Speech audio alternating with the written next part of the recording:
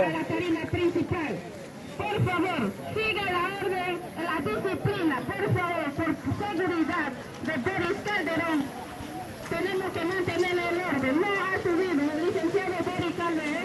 Embajada de Bolivia para Prensa en Ovebugle, Panamá. ¿Cómo se siente al estar en la comarca de Ovebugle aquí en el distrito de Soloy? Me siento como en familia. Esa impresión que lleva, una alegría. Definitivamente. Ajá. ¿Y cuál es el mensaje que le da a toda la población con su llegada? A todos, pues primero un agradecimiento por la cálida bienvenida y segundo un mensaje de unidad y de hermandad. Gracias, muchas gracias. Muchas gracias. Para recibir la agenda del día, el orden del día.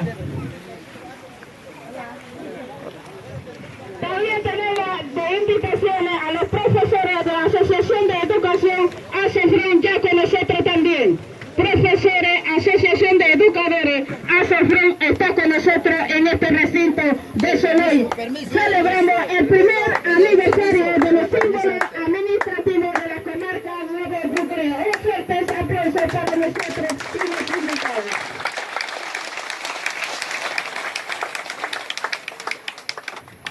También solicitamos a los profesores, Asociación de Educadores, ASEFRON, puede seguir en la fila donde vino el licenciado Boris.